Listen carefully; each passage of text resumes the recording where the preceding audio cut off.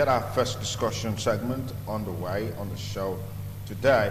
I have with me in the studio the President, Nigerian Union of Local Government Employees, Edo State Chapter, Comrade Young Ilenikina. Comrade Young, many thanks for joining us on the program. Thank you very much. Good morning. Okay, our start-off point is the politics of governance and then the feasibility of the demand for a new minimum wage. And of course, as usual, we'll just be back home to look at what's happening in terms of meeting the yearnings and aspirations of workers, particularly at the local government level. Many thanks again for joining us. Thank you very much. Yeah, I'm sure you've been following the events across the country in recent times. Was this expected? Was this anticipated? The defections and the counter defections, the attacks and counter-attacks and all of that? Well, we are not surprised. That is the beauty of democracy. Though the processes are not democratic, but it is the beauty of democracy. And more so, you expect a situation like this when we are still trying to get our foot or get our things straightened up. The reason why you see this counter defection and all of them, that even market women joke about it, they want to deflect from one shade to another, is because we don't have, each political parties do not have their own, how will I say, ideology. The politics we have in Nigeria is not ideologically based. If it was ideologically based, you can see that counter deflection and all of them, because if you are a conservative, you are a conservative. If you are a liberal, you are a liberal. If you are a moderate, you are a moderate. You can see this mass defection. It's just like a political prostitution. That's what we're having now. So, but if it was ideologically based, our kind of politics we have in Nigeria, you won't experience that. But that means we still have a long way to go as far as the practice of democracy is concerned, as far as Nigeria is concerned. Because you can see one now not even minding the party that brought you to power. You just, midway, you just change a game without even letting your constituency know. And again, you have the constitutional process of saying, if the people don't agree, you recall. Yeah. And how many recall have succeeded? So, but the thing is that it means we are further going away from true democracy. Each party have an ideology. You won't have this kind of mass defection like we have now, because your own ideology is part of your being. Yeah. And whatever the condition around you will not change that being in you. So because we don't have it now, anyone can defect. So once you are having a 4-year election, you're going to have another mass defection again. These are no politicians, because they are not ideologically based. So we are just telling the rules. If you say there are no politicians, isn't that a sweeping statement? No, when you say politicians, politicians are Democrats. Politicians are ideologically based. They know what their ideals are. These ones have no ideals. It's just the highest bidder. You see some during election, and you see them defecting because they need a post. You are contesting election because the other man wants to woo you and give you money. You are not ideologically based politicians. Okay, let's situate this properly. In your opinion, what do you think has gone wrong or right with the ruling party that may have catalyzed this defection that we're seeing?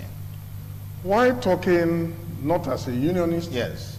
On your personal level. Now, on my own level, I would think the bottom line is that none of the political parties are ideologically based.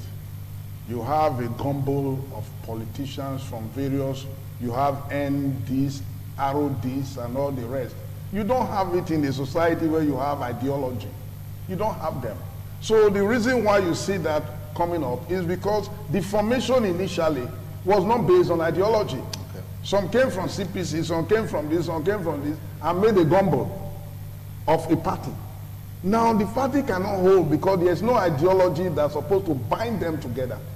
If it was ideologically based, for instance, like you have, it's like telling Balarabe Musa and call Balarabe Musa a conservative. No, he's a socialist. You can't change him.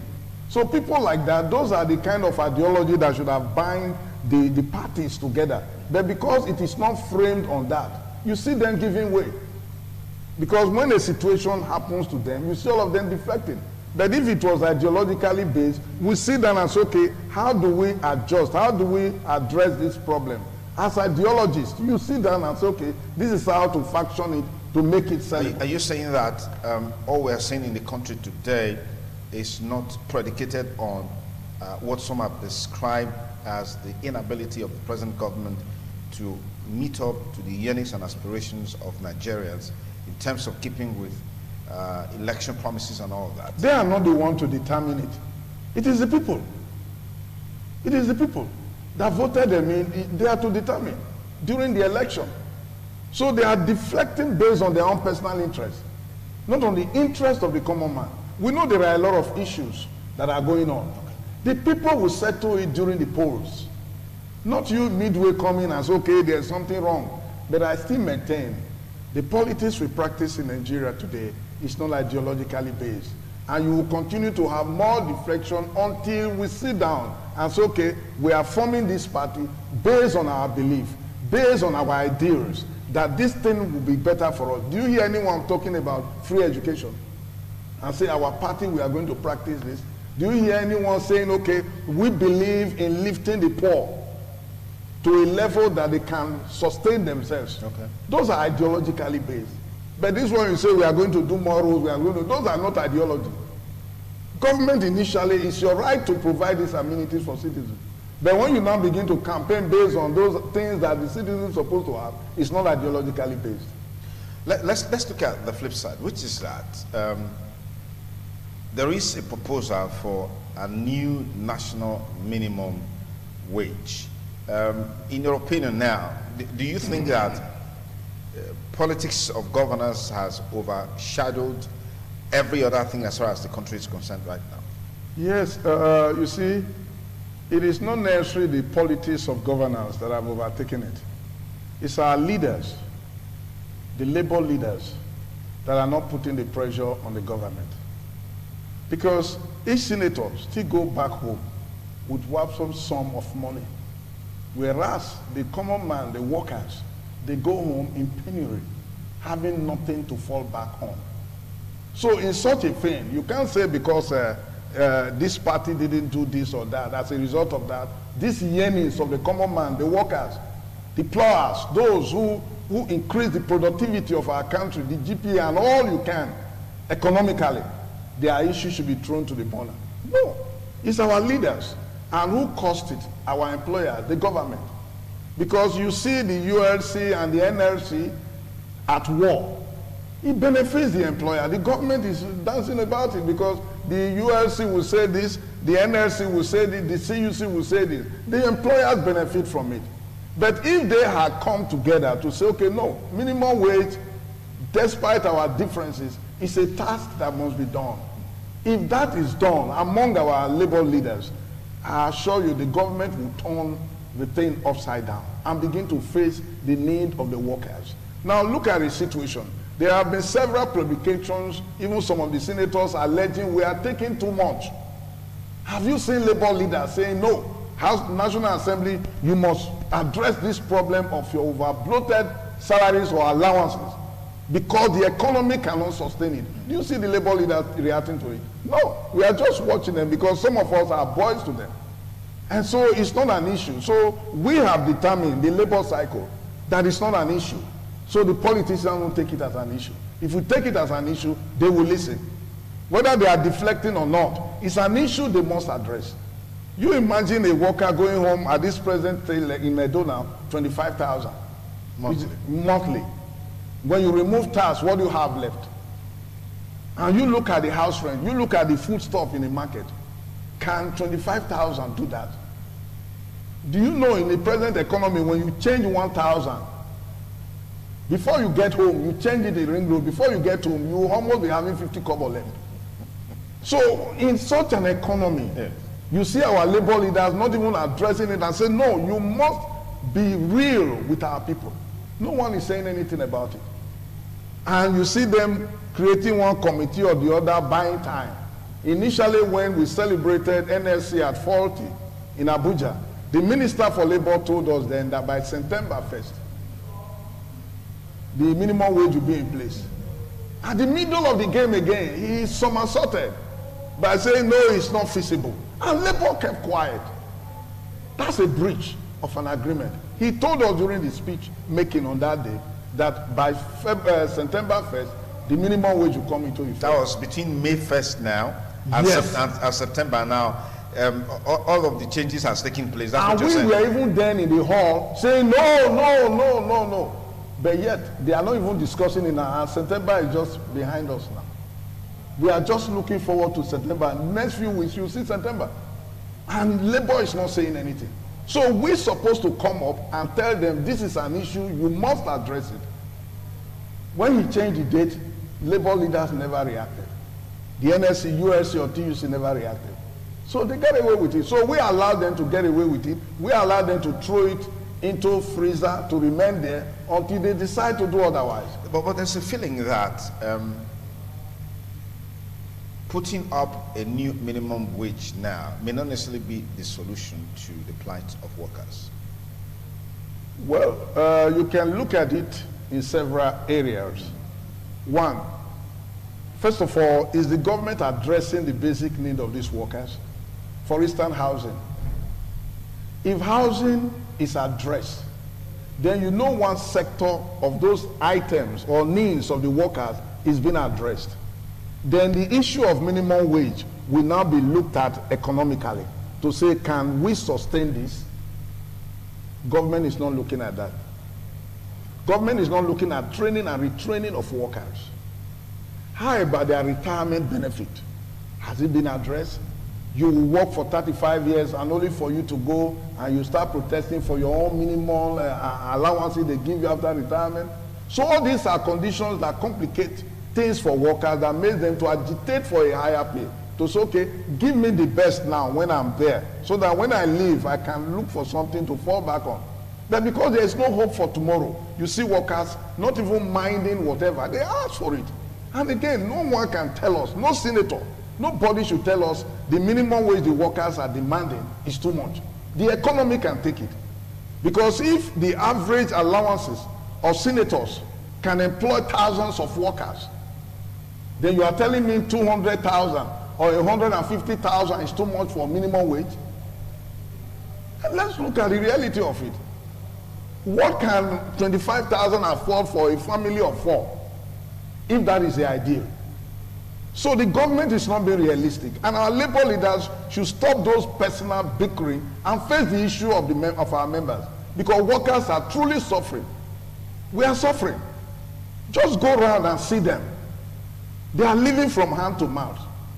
And the employers, the government is just busy doing deflection here and there. They are celebrating.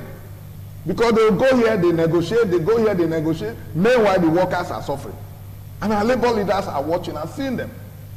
If labor leaders will rise today and say, by September 1st, minimum wage must be implemented, I tell you, this show of deflection will cease. And they will face the issue that bothers the workers and the economy. We drive the economy, not senators, not House of Assembly members. We drive the economy because the wheel of production is handled by workers. And the government is not addressing their needs. Look at the employment. Is the government addressing it across the country? So what do the common man really gain from these politicians that are deflecting and deflecting? Nothing. And at the end of 4 years, you want us to come and queue up and vote for you. The labor should rise up and focus and refocus the government to the needs of the common man. You look at the question of, the allocation, delayed for more than a month. Labor did not come up and say, if it is not done, because we were the ones suffering. Thank God for our governor who looked at it and said, no, local government workers, I won't leave you like that. Give them a loan, let them pay. If not, we would have been there waiting for them to agree in Abuja. Over this discrepancy? Over this discrepancy, no one is taking responsibility. If not the governor, we would have been there watching them in hunger. Local government. He paid the state accordingly. But when he discovered time was going and these people are not serious there, He just called and said, please give them loan, let local government pay. I don't want them to be. If not, thanks to him, it would have been a different story for us in the local government. So the labor leaders should sit tight. If you just join us, it's still TMI Thursday with you sincerely. And I'm talking with the president of Norge, Edo State, Comrade Young Ilenishena. I'm looking at the feasibility of the new minimum wage against the background of the fact that the politics of governance seems to be at the center stage in the runoff to the 2019 election in Nigeria. Now, you said a while ago that nobody should tell the organized labor that they're asking for too much, that the labor force is the reproductive force of the country. But there are some divergent views on that, which is along the line of the fact that, well, what do they really produce? They carry fires and do what can you give us an insight into that productive aspect that you talked about as it relates to the input and impact of the labor force? If we don't have workers, there won't be law passed. Senators don't sit down and start to write. There are workers that beat the drum for them to dance. That is the productive labor. If you go to government house, you have cabinet office. These are workers that work outside their normal time to ensure that governance is implemented as far as states are concerned.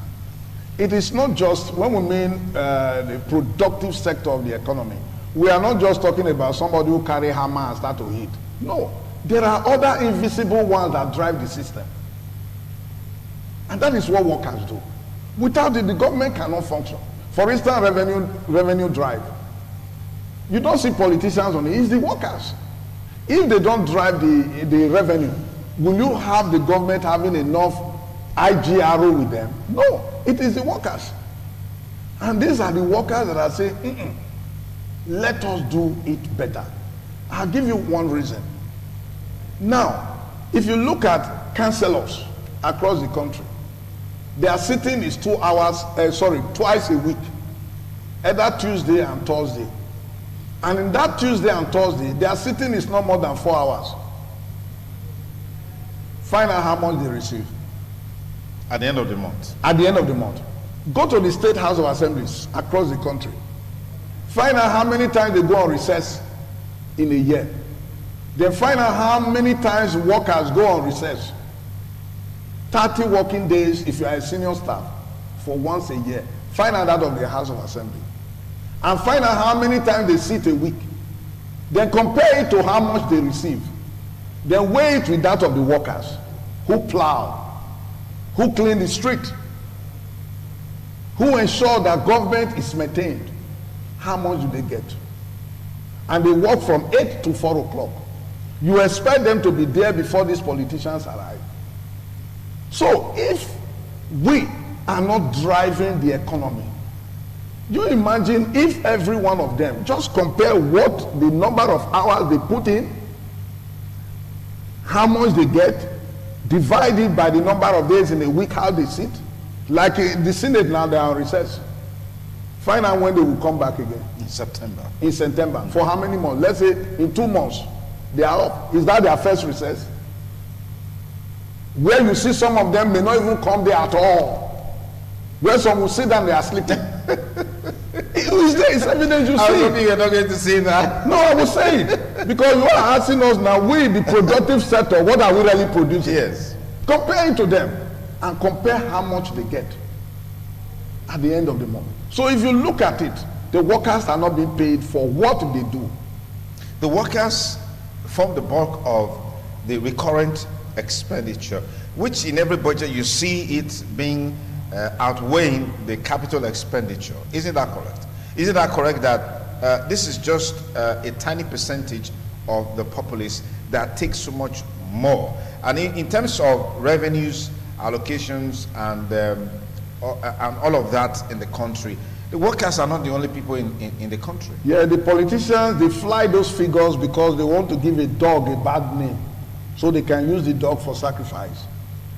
Did they mention out of that capital you are mentioning, the current capital you are mentioning now, the expenditure you are mentioning, has to do with their own wardrobe, has to do with files, have to do with vehicles, has to do with tables, furnitures, and all of them. If you look at it, what is really that of the workers in that recurrent expenditure? Very minimal. So you don't let them deceive us by flying those figures. Do they even train workers? Find out from workers how many trainings have they undergone. So bulk of it is not on workers. Bulk on it is on a lot of things that keeps the system running. Electricity is inside there. Running generators in some offices is inside there. So putting it on the head of workers is unfair. And that is what politicians do, because at the beginning of budget preparation, the recurrent is too much. We need to slice it down. How many of them have moved a motion to slice their own allowances and salaries? So for anyone to come up and say, no, it's too high, it is the workforce, this. The truth is, majority or the bulk of that expenditure you are talking of is not on the worker per se, on the things that keep the system running, which they will not define, but they throw the figures as if we are the one creating the problem. They are the problem. Okay. There's been this controversy on what is the ideal minimum wage that should be implemented in Nigeria against the background of the current realities on the ground. What, in your opinion, is the ideal minimum wage in Nigeria? You see, if we are not begging the issues, we easily know what the economy can take. For instance, like in US, they pay by hours. Yes.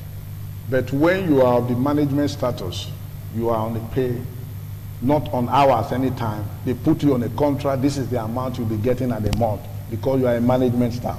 But all others are on hours. Now, in our own, we pitch it on monthly. Now, look at the present economy. What can it take? In developed countries, they address the need of housing for workers. Because of that, the workers can no longer agitate for that because the housing policy is there that you can key in. In those developed countries, they look at the health needs of the workers. When you are between salary or a minimum wage or a minimum level, you get free medical care from the government. So that will not be a part of your agitation. Now, in our world, they have life insurance. In case things happen or something happened to you as the breadwinner, your family will not suffer immediately. Okay. But in our own, these three basics are not addressed at all. You are on your own. And so if we want to fix minimum wage, when workers are looking at the minimum wage, they are looking at these three factors added into it. If anything happens to me now, what will happen to my children? So I will need a minimum wage that can stand at least for a week for them. So government, first of all, should come up with a policy on housing that will benefit workers. Government should come up with health insurance for workers. Government should come with a life insurance for workers. So that when they have these things, their immediate family will not suffer a reprisal because they are serving the government. Then two, the retirement benefits must come as at when due. When you are leaving the service, either you pay them off, like some companies do, or ensure that as soon as they are leaving, they get their gratuity to enable them start up a different life if they so desire. But in our own case, insurance is not working, health is not working, housing is not working, even retirement benefit is not working, except in some states now where you see them trying to do contributing pension. But in some sectors you can't practice it, like in local government now. We still have a problem in implementing that contributing pension. So these are variables that will determine the workers' agitation for either a higher minimum wage or a responsible minimum wage that the economy can entertain. What is your idea of a responsible minimum wage within the context of Nigeria? When I say responsible minimum wage, when these three variables are taken off, then you talk of responsible minimum wage. Okay. If they are not taken care of, if I have to find out, like a landlord will charge me about 10,000 or 12,000 for 3-bedroom, the government have not taken care of that. So when I'm trying to agitate for minimum wage, I must take that one into consideration. So when government is addressing these issues, then we can now have a responsible minimum wage. But ideally for now, I think 150 or 100,000 would be a little bit that the workers can really take home and live like, how will I call it, responsibly. Okay, but that will also trigger inflation because the market woman will be waiting for you. The landlord, like you said, will be waiting for you. The transporter will be waiting for you. In all of these, how feasible is this proposal that you have in mind? Okay, now that we don't even have it now, are the landlords not ready on us? The bus driver, just find out how much it takes you from New Benin to Ring Road. When the weather is even changing, they change the price. So it's not we that drive it, it's the politician that is creating the problem. Not we, the workers. It's not the minimum wage. How much is 100,000? I said, just change 1,000 out of that 100,000. You discover that you won't even go home with change. Just for transportation only. So it is not the minimum wage that will drive the economy. Those are just fear that they want to drive in the public that will make them get scared. How about the one the politicians are taking? Is that not a death threat to even the economy? So as far as we are concerned, it is not the workers' one that is a threat. It is what the politicians are taking home, and they are not determined to address those issues. If they put all together, we'll have a better economy. I don't think 100,000 is too much that the economy cannot take, because for now, we are even living in abject poverty, and we are workers. What is the situation now with local government workers, particularly in industry? I heard you say a while ago that if not for the intervention of the state government, the state governor, particularly when there was a delay in these allocations coming in as a result of the discrepancies and the crisis between state commissioners of finance and the revenue mobilization allocation over sharing and what is the exact amount that they've received and all of that, probably would have been in a worse state. But where are we at in terms of salaries being owed? Well, the salary being owed is still there in some councils. But we are very, very hopeful now compared to before. The IGRO is increasing every day. The public awareness is very high, and they are cooperating in some areas, though we have some risk. We are managing among those who are refusing to cooperate. Then two, the governor is prepared to address those issues of salary arrears. Okay. And he has equally told us, given the time frame, that by so and so time, I will do all I can to ensure that the area will be a thing of the past. But I do hope, by God's grace, with this increase in the revenue allocation every month, some councils will be able to pay 1 month and still have some left to address the other areas that they are having. I think with that, there is an understanding being created by the government and the union.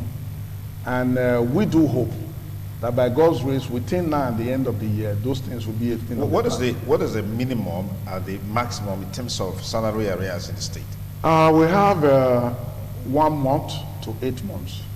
1 month. You mean you still have states in Edo State owing Local government, I beg your pardon, in Edo State owing up to 8 months salaries? Yes, they do. Oriomo, I think it's Southwest, Ego. And some of them have started reducing theirs. I think one is 7 now. One council is just having 1.5 months. So gradually, as they are getting the allocation increased, they will now having surplus where they can address those needs. So, but what we now know is that there is no more increase in it anymore. We have been able to stabilize it, to make it static. Okay. It's no longer growing. Okay. So the effort now is on the reduction. And that is where the governor was speaking about. Within now the end of the year, he will see what he will do to it to ensure it's taken care of. Because by January, like the governor discussed with the union, that he will want to ensure that we have this contributory pension implemented in the local government councils. Okay. And the technicalities to ensure that these things are implemented, we're already putting it in place. One, addressing who is the employer of the teachers. Okay. Because if it is not addressed, who will pay their own share of the contributory pension? So these are technical issues we are looking at with the government, and I do hope, by God's grace, with the plan he's putting in place, it will be a thing of the past. But firstly, local government is stabilized as far as constant salary every month, while the arrears will be addressed. Stabilized or is stabilizing? It's stabilized, it's not stabilized. Okay. Now, look, just before we let you go, before the present crop of council chairmen came on board, we heard of monies being saved, particularly within that transition period before they came on board. One would have expected that a lot was saved to be able to get them going, and they have all this backlog of salary paid. That's one. Then two, we saw a system where revenues were being collected electronically, if you like, but it looks like that is being jettisoned now.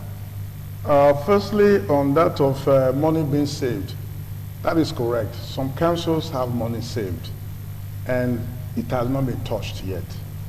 During some of our meetings with the governor, he did make us to understand that as far as he's concerned, those councils will be using it for projects, and that being money saved, he will not want a situation where you just use it for salary, like you mentioned earlier, where the majority of the populace, their issues will not be addressed. Okay. Though we frown at it, but we see wisdom in that direction. Because definitely that will cause frustration in the populace. What are you giving us since we voted you in? What are you doing? What are you doing now? So we are looking at that with the government. Okay. Then the other part of this revenue, the electronic part is not jettisoned. You know, at times we do have these network issues. We are on it. And we have monitoring bodies monitoring the activities. But the thing we are looking at is that I am not quite sure from the statistics, the way the union, because we are looking at all holistically. Okay. I am not sure the council is getting what it really deserves. From the revenue? From the revenue. Why is that so? The reason is this. For instance, the bus driver, they pay 800 naira a day. The local government get 200 naira. The state will get 200 naira Board of Internal Revenue. Rothian will get 200 naira. Nigerian Union of Road Transport Workers get 200 naira. That is how it is shared. Now, it is the local government out of the 200 naira that print receipts. It is the local government that service those electronics medium of servicing them. It is the local government that does the training of both the Rothian and road transport workers. On the collection of this on that 200 naira. So on the long run, local government at times may be having minus. Or at times they may be having just 10 naira out of the 200. Whereas the other three bodies, the state, the Rothian, the Nigerian Union of Local Government, they go home smiling. While we now who are collecting it, using our manpower, using the 200 naira to print receipt and do others, we're going out. So what we are expecting, because we are trying to figure out how things are going, when we are sure of our facts, we are going to approach the government again to renegotiate that procedure, because you cannot be doing a business we are running at a loss. We are going to inform the government now.